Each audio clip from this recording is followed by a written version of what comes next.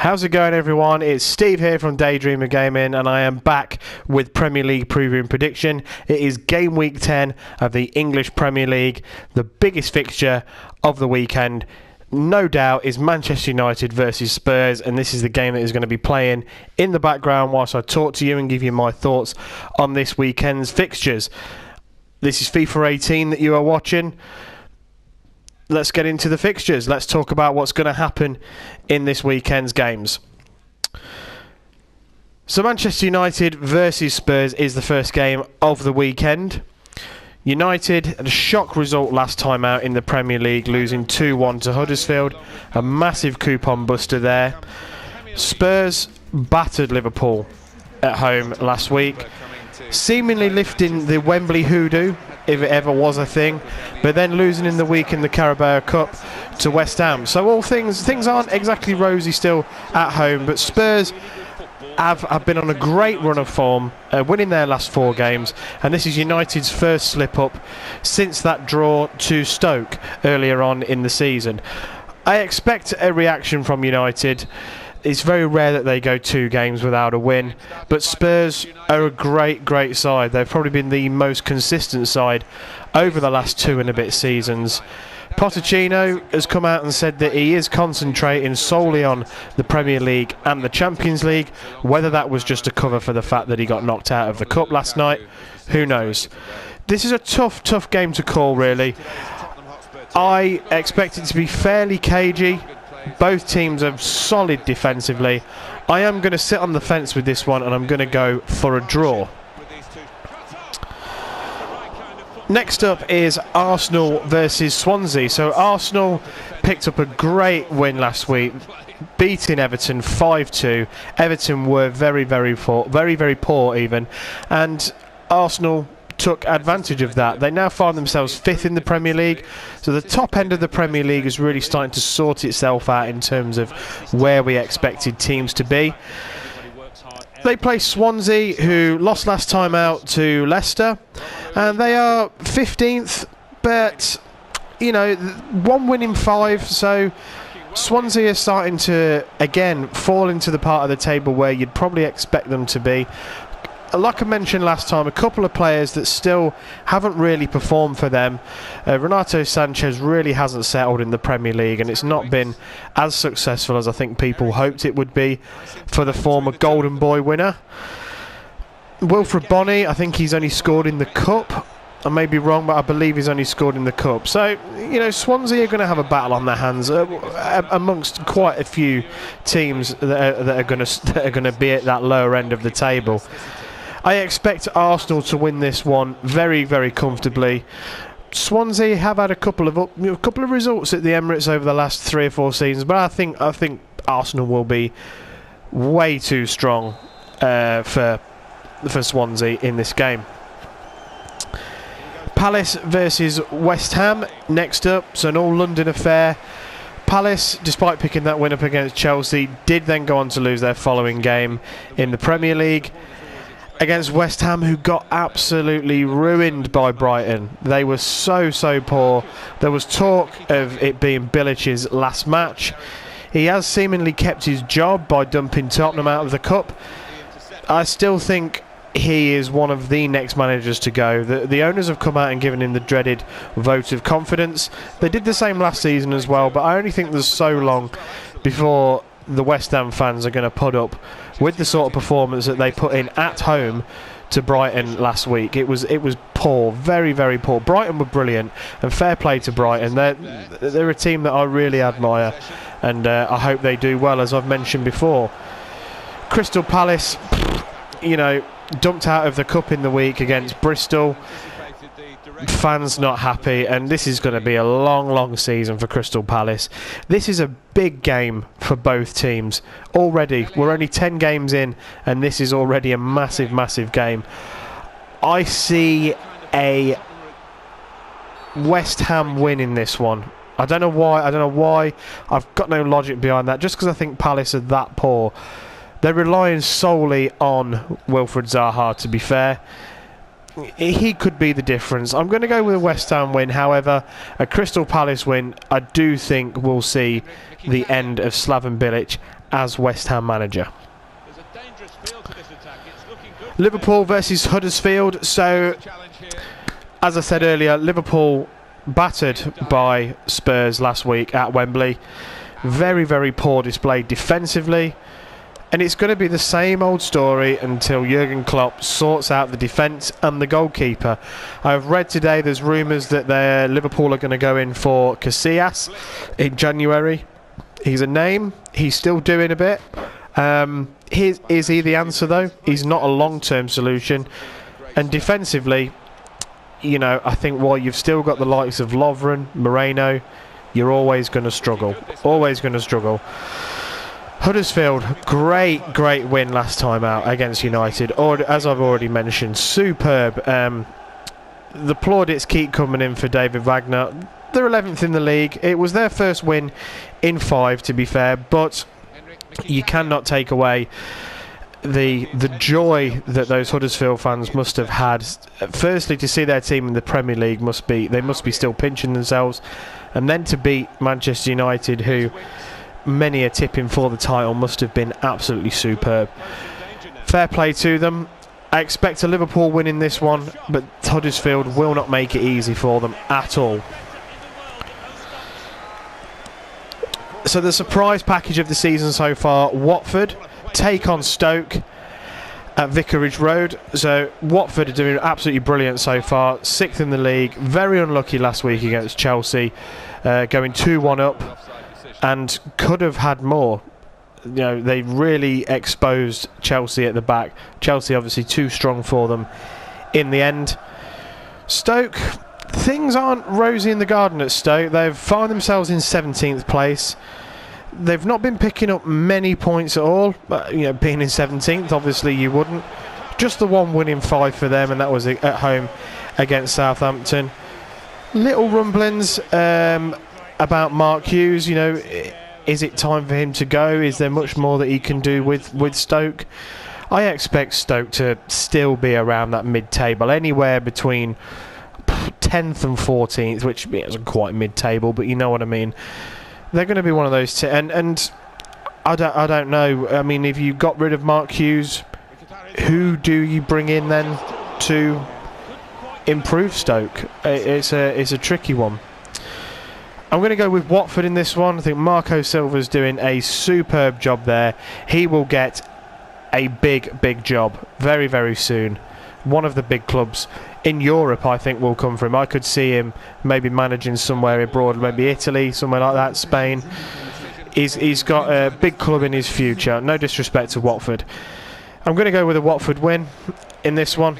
I think it'll be very, very comfortable for them. So West Brom versus Manchester City at the Hawthorns. West Brom, no wins in 7, I believe, for West Brom, and the fans becoming very, very sort of disgruntled with Pulis. I think it's something like 5 wins in 35. I'm sure I heard that on the radio the other day, and that is a poor record, really. Okay, Tony Pulis has his style. He gets teams to 40 points, and then that's it. They're safe. But it must be so frustrating for the West Brom fans. It can't be great to watch. I watched them the other week when they played Leicester. Leicester were very poor, but West Brom absolutely killed the game, and it was horrid to watch. Absolutely horrid. And I could not watch that week in, week out if I was a West Brom fan. Luckily for me, I'm not. Against Man City, what more can you say about Man City? Absolutely on fire. Goal scoring machines. 7-2 the other week against Stoke. 3-0 last week against Burnley. Superb. They can rotate the squad. They can bring Aguero in for Gabriel Jesus. Unbelievable. Kevin De Bruyne, arguably one of the most informed players in Europe right now. His vision is just brilliant, and he is 1,000 times the player he was when he was at Chelsea. So Man City win here all day long. I cannot see this being any other result. So the final game of Saturday, the 5:30 kickoff, is Bournemouth against Chelsea. So Bournemouth picked up a win against Stoke. As I mentioned earlier, Mark Hughes beginning to be a little bit under pressure, and Bournemouth did pile on that misery last week at Stoke, albeit. Chelsea, they are third in the league, and yeah, they did well to come back last week against Watford. Watford had them on the ropes for a very, very long time, but the class showed in the end. It was quite funny. I was listening to the game on the radio, and whilst Chelsea were losing, the commentators were like, "Oh, you know, the people are going to be talking about Conte. Is he now under pressure? There's talk of him going back to Italy, maybe taking the national job in Italy." And then all of a sudden, 3-2, 4-2, and it's Chelsea are brilliant, Chelsea are this, that, and the other. So. Apologies, they're not third actually, they are fourth. I believe Spurs are third at the minute. Yeah, they're fourth. So again, like I said though, that top half of the table, the top 5-6, is beginning to shape up, the only one being Watford, who are sixth at the minute, which they've done superb. Chelsea, I think, will have too much for Bournemouth. They are a classy outfit. They've got some great players. I'm not sure whether Morata is 100% fit yet. He hasn't looked it since his return. He is key to them doing well this season. They have got other goal scorers in their team, but Morata is key for Chelsea. I'm going to go for a Chelsea win on this one. So for the Saturday fixtures, I'll run back through those. I'm going to go with a Man United Spurs draw, an Arsenal win against Swansea, West Ham to beat Crystal Palace. That's a dodgy one. Liverpool to beat Huddersfield, Watford to beat Stoke, Man City to beat West Brom, and Chelsea to beat Bournemouth. So swiftly on to Sunday's fixtures and the South Coast derby, Brighton versus Southampton. Brighton doing brilliant. They were superb last week against West Ham.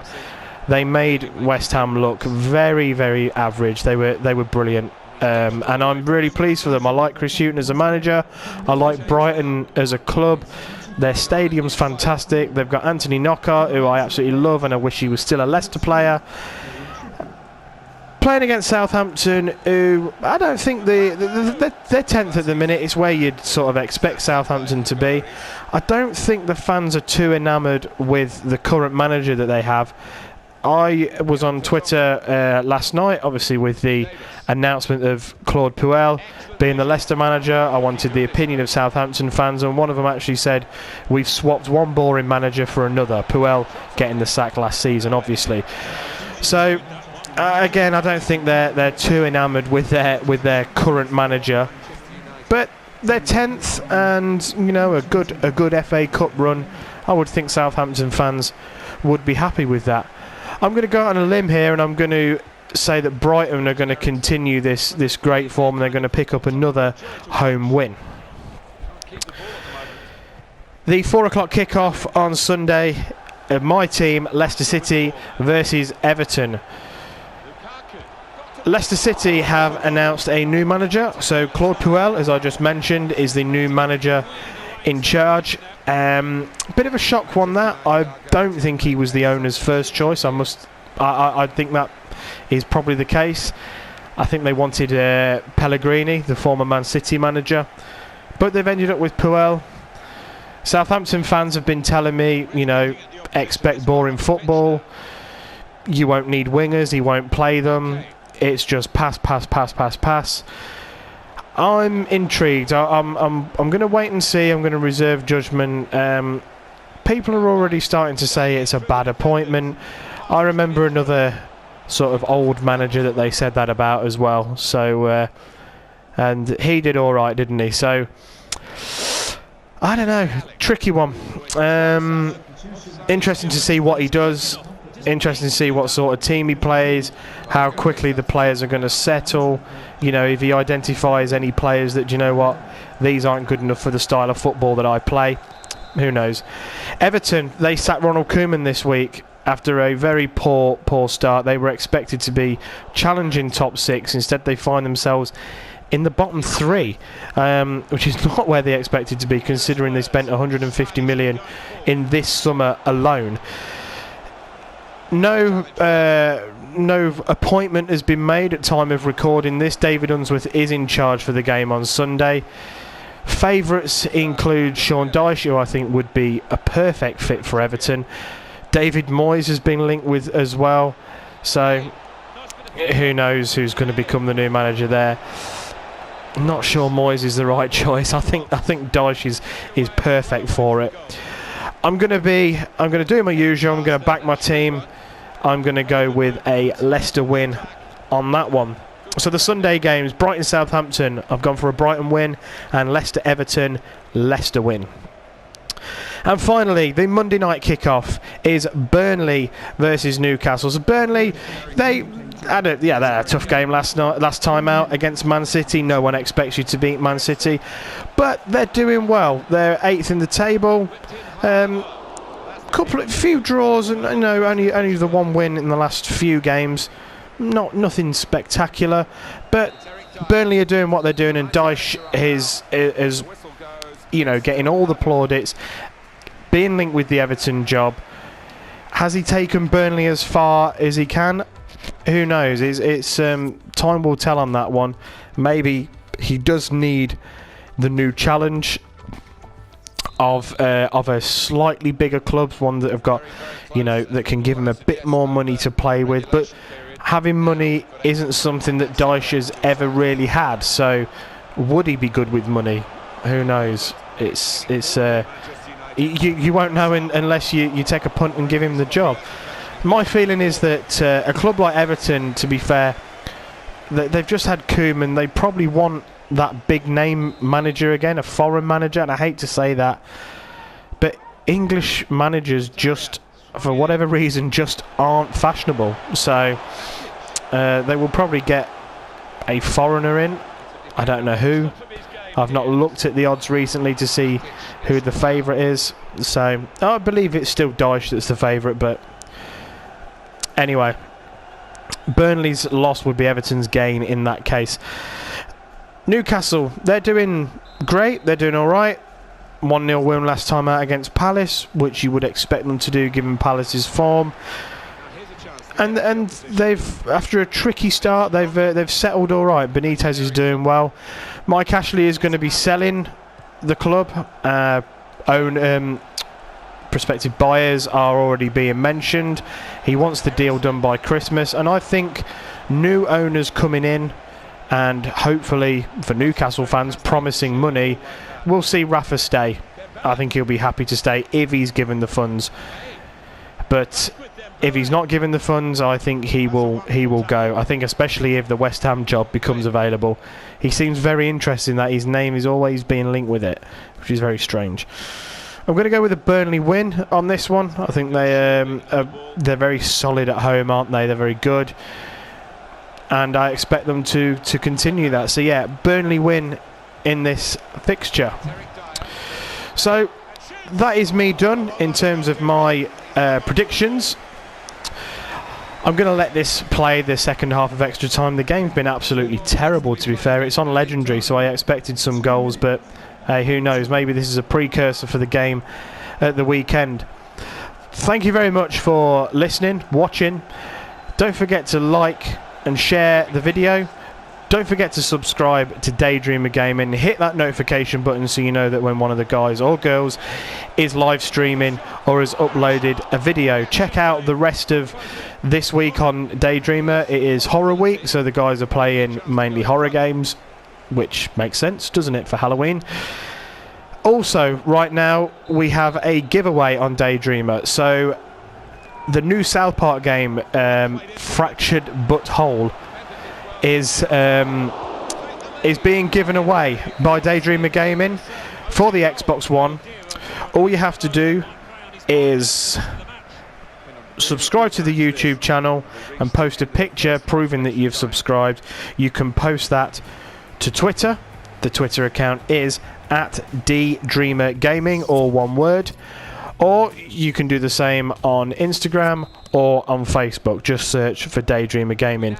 As part of that giveaway, a separate prize as well, there is also a copy of South Park The Stick of Truth on PS4 available. Same thing, subscribe to the channel on youtube.com/daydreamergaming.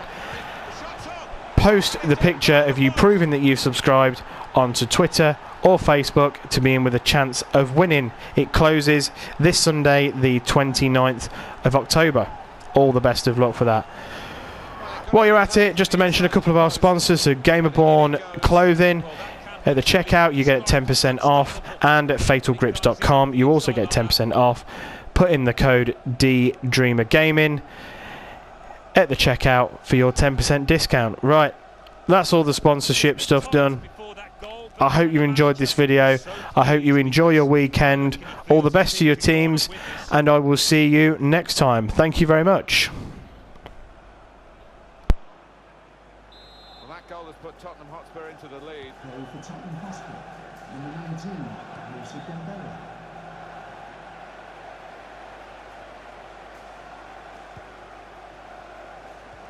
Still fighting Manchester United, but still trailing here in the closing minutes. Well, they played pretty well for me. They've just been a bit unlucky. They need that luck to change. Tackle here. Here's Harry Kane. Dembele. Christian Eriksen. On to the attack now. Moussa Dembele. Just making sure that each pass is successful. When they'll see a chance for a forward pass, they'll flick a switch. Well, this is how the game, many people... Kane! There's still just one in front for the goalkeeper. It would have been two. Well, maybe they'll get a bit of belief late on in this game after such a fantastic stop.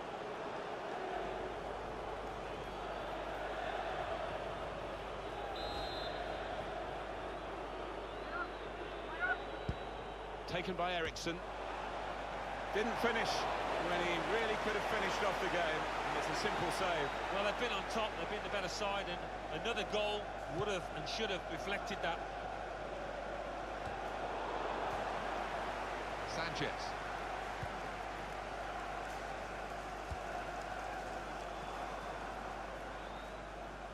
The referee has two indicated added minutes. there will be a minimum of 2 Looking minutes. good, this move. Added time.